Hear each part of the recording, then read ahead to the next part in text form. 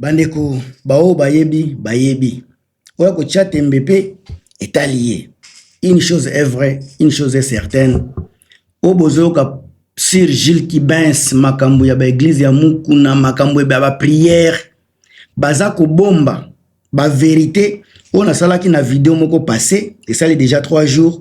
Mais lelo na ba révélation toujours, na zako sala ba recherche, na zo memela bino ba secret mususu oza na kati. À part ba kisi, o musicien nyoso bazalaka nango boyebi, ndenge batu bakufa kufaka na BCBG bandeko na ngai, ba vérité mususu sika o eza personnel ya Gilles Kibens na Jibe Mpiana. Eza ba conflit oyo bazako bomba bino. Même batu ya kati bayebi yango bozomona bazo ya kokosa na kombo ya mukuna makambo ya mutu akokufa eza makambo wana te bandeko. Ba révélation za koya. Alors ndenge boyebi ke Jibe azalaka mutu ya politicien. Gilles Kibens aza parmi ba petit batu ya Jibe oyo ba fréquentaka mouvement moko bakendeke ba kope na bango et pas ba politicien. Nde sika makambo eza bandeko na ngai. Sika ndenge toyo kaka oboyo kaka makambo Kofiolo media sala Jibe ya kubeta etonga. Boyebi ndenge balobaka, je ne confirme rien. Na o ndenge toyo kaka na réseaux sociaux ke mwasi na ye akala kimaye po Jibe akokaka lisusu makambo ya basi te babeta ka etonga na sima. O toyo kaka na ebite soki eza ya solo. O tozo yoka sika lelo, c'est comme si zo kende ko affirmer, ko confirmer makambo wana à partir de boto zo yoka na réseaux sociaux. Ezana batu bazoloba que Gilles Kibens azalaka pe mwasi. Asalaka pe ba partout ndenge tozo yoka na ebite soki eza ya solo nazo relate bino makambo nazo kaka na réseaux sociaux ba misu ba komi ba misu baza koloba moyebi na makambo etambolaka sika na sali mwa conclusion na ngande sika nazo memela bino sika toyebi bien que na gouvernement Tshisekedi ba vidéo eleka ebele oyo ba mibali bazo sala makambo na bango entre bango mibali bazo lingana entre bango na gouvernement Chilombo ne bomonaka. Alors eza neti bandeko na biso ya BCBGP ba participaka na makambo wana. A plus bazo ko participer na makambo wana eza de temps en temps bazo kutanaka na kope bake kope na bango kope ndenge bomoni bakokuta na bango tu basali makambo. Makambo ya Gilles Kibens tozo kana Jibe ndenge za kotambola tozo yoka na baeko encore une fois naza ko confirmer te naza kaka koyoka makambo nazo kana TikTok. Eza makambo bazako swana bazo swanela mobali bazo swana eza makambo akibombanda bombanda mutu ezo komisa bango na niveau wana oyo tozo yoka na yebite soki eza ya solo ou beza lukuta oyo tozo yoka kaka eza nde kopo bozo yoka ya ba réseaux sociaux. Gilles Kibens a démissionné eza démission conflit eza ya makambo ya mbongo mutu oyo aza ko kotoye bango bazako bundela ye yena patron ndenge tozo yoka encore une fois oyo bozo yoka ya ba pasteur eza ba nini ba mascarade bazako bomba ba vérité oyo eza na kati bazako bomba ba vérité cachée oyo eza na kati. Boba na komituna pourquoi bato yango bazalaka na basité bazalaka na basité basalaka nini botana botuna ka bango bakendeke pe paite bazana bambongo basalaka pe paite mamakambo ebele eza koleka kuna na se bino bozoye bate bozaka ka distrait. Gilles Kibens alongwe azo répéter cheye azana mouvement na ye Gilles Kibens alongwe makambo ya mukuna balobi ye mutu abomaka batu ye mutu aliaka batu bamisu baza koloba Jibe pe alingaki alekisa ye ezalaki tour ye pe apesa mutu mais Gilles Kibens aza ko hésiter otozoyoka peka na réseaux sociaux il fallait ki et comment qui n'attend que Gilles Kibens il faut payer à ça la sacrifice pour un mouvement.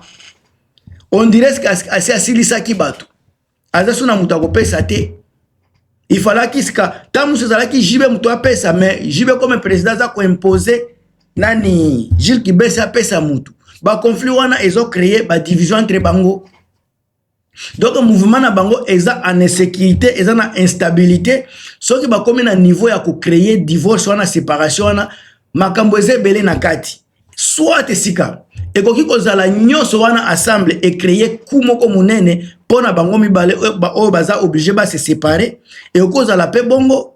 Donc okozala makambo ya liwa na kati ya BCBG et okozala makambo ya kisi na BCBG et okozala baza koloba nani Jules Kibes muto aza kosilisa batu na kati ya mouvement ba misu baza koloba JB et ba sacrifice esengaki JB asala mais aza ko kende pa ya Jules Kibes akaba o ezo koma detro ezo créer ba confusion mususu pe bazoloba basalaka makambo na bango na ba hotel na ba mikonzi ya mboka o bakombo bazoloba te balobi bato yango bakutanaka basalaka makambo na bango. Alors makambo wana eza kilo po muto akende koloba bango avec détail yango nazoloba o nazoka na réseaux sociaux. Il paraît que bato ya BCBG basalaka makambo ya boye entre bango mibali na bato ya gouvernement bato ya bambongo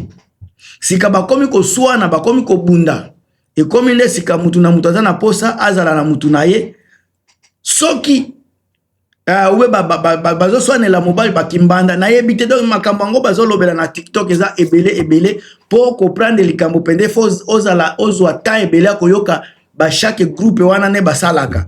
Mais en tout cas nga na zwi mwa ba détail ya mike na yebi sinala kisabino keno ok nini makambo eza pe côté ya koswanela mibali. Alors côté musique sika soto koti côté musique wana eza eloko moko pe muto akiko tiango na camp musique pona nga naza kotiela ngo camp mingi nde na musique parce que nazomona JB soki akobeta kalisusu na poto te, soki JB akobeta kalisusu na poto te bandeko na nga Jules Kibes aza kotala wenge ndenge baza ko évoluer baza ko bima baza ko yemba bana mike baza ko bina baza ko lobisa déjà mokili yena ba âge aza nango déjà ba 60 azo kene nango aza ko mona ke carrière na ye déjà za ko sila parce que soki baza sui bato ko yemba te aza lisusu muto ko nini à part ko yemba za muto ko ya ko beta ba concert libanda te ba disque pe baza ko bimisezo simba te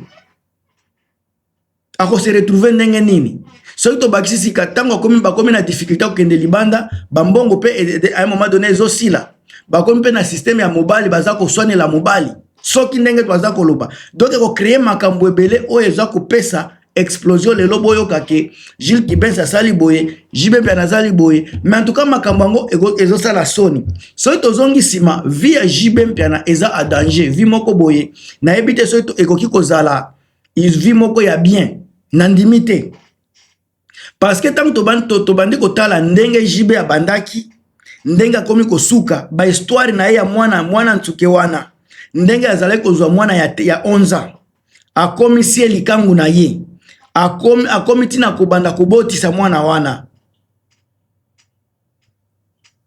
vi na ye Koffi Olomide akoti na kati avec Sylvie Mulumba sakani na mwasi na ye basi ne bakomi koloba Sylvie Mulumba baza ko témoigner que non JB aza mobali te akokaka basi te asala biloko ndenge wana makambo wana nyonso otali via JB ya vie na ya foyer wana c'est comme si na makambo na bango esika bakendeke akomi ko se retrouver nde satisfaire na côté mibali.